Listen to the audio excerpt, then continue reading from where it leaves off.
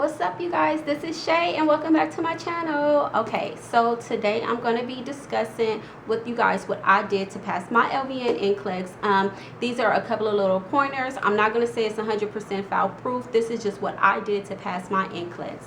Okay, so we're going to get started. So let me just let you know, so when I was in nursing school, the program that I was in, we used to do this program. It's called ATI testing. I'll put the link down below if you guys never heard of it. So it's called ATI testing. So in my school, we started from term 2, we had to do ATI testing all the time. We literally had to do ATI testing for homework. The practice test that they have in there, they have like different modules with different body systems in there. So we had to do that for homework, and as well as at the end of each term we had to test out of ATI with a certain percentage.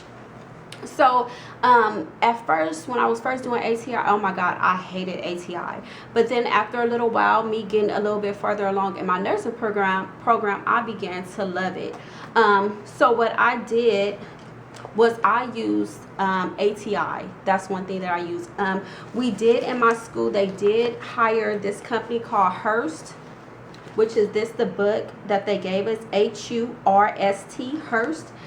It was a 3-day like a 3-day course. They came to our school at the end of our program after we tested out of all the terms.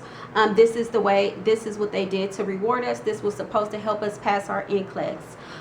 So we did that, and also the school that I went to, our Nclex passing rate was 100%, and it's because at my school we had to test out of 8 different tests, each body system, as well as a comprehensive exam on ATI. It was on the ATI program. So anyway, let me let you know. So with Hearst, a lot of people live by Hearst. They love Hearst, but to me, Hearst was just it was like just a refresher to me of the nursing program, because really all it was just like different systems and how the systems function, or in regards to electrolytes or kidney function. It just tells you about the functions in that way, basically the physiology portion of it. So that's, to me, that's what Hearst was. And I'm like, it's good. You need to know that, and you need to know your medical terms and different things like that. And Hearst is for that. If you need a refresher, if you feel like you farther along in your nursing program and you need a refresher on these different systems in your body, this is good for you.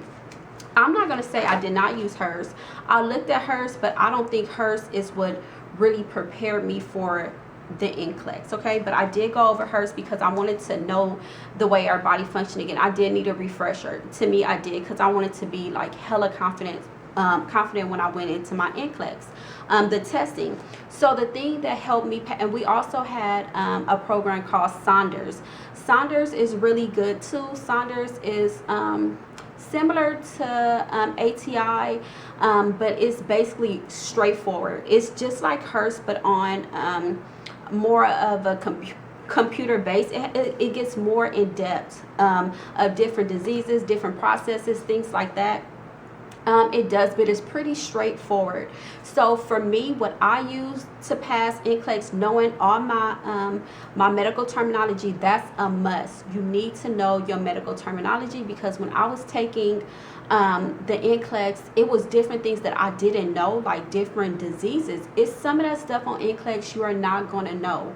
I'm pretty sure, I don't care if you're like honor roll in your program, valedictorian, you are not going to know some of these disease or diagnosis that are on Nclex. It's impossible. Like, you're not going to know it. If somebody say they do, okay, kudos to them, but everybody, even people in the RN program, are not going to know everything on the Nclex testing. So I remember on this one, it was like some type of brain tumor or something. It was, I was like, oh my god, I've never heard of this diagnosis before. But the only thing that saved me was because I knew my medical terminology, and it said OMA. I knew that OMA had to be a tumor. So it was like a tumor of something, so I put it together, a tumor of the brain, something that has to do, so it was a tumor. I knew that. So that's what saved me, because I know my medical terminology.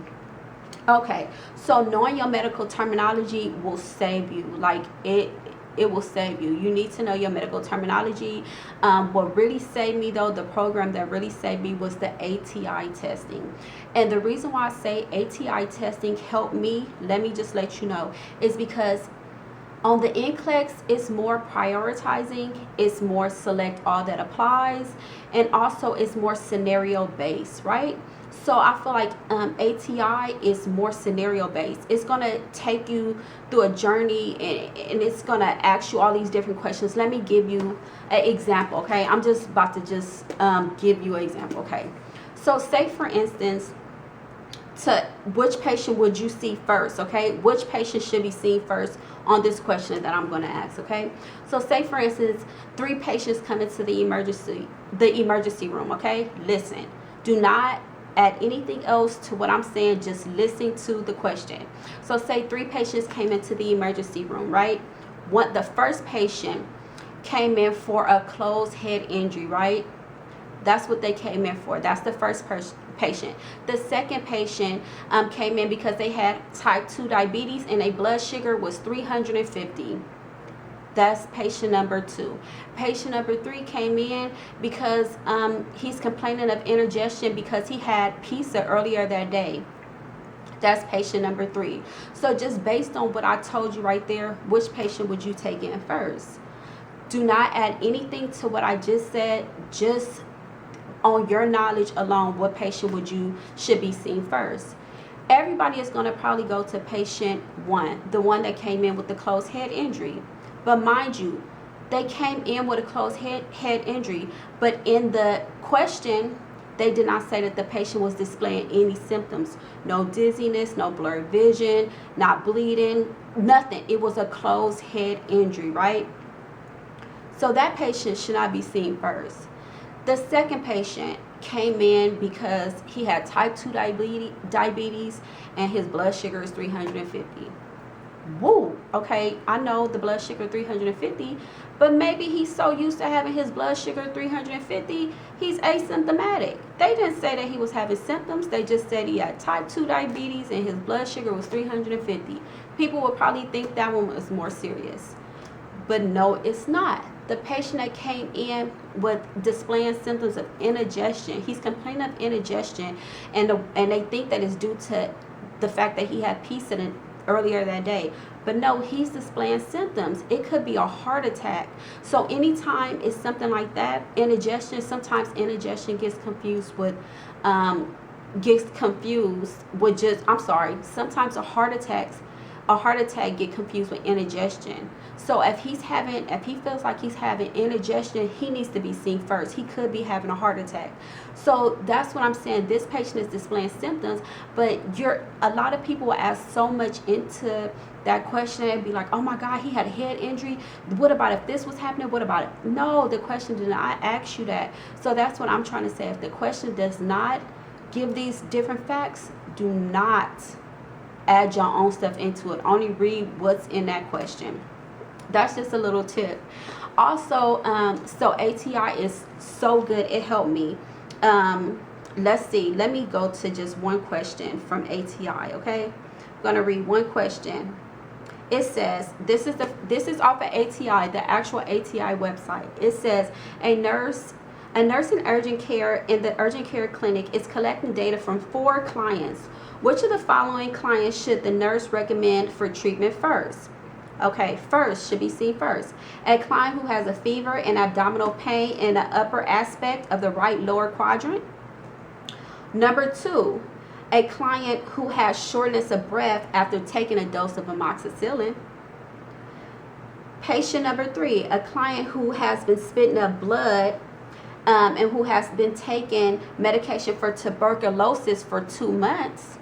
Or patient number 4, a client who has a purple stoma following an open colon resection with a colonoscopy for 2 weeks, right?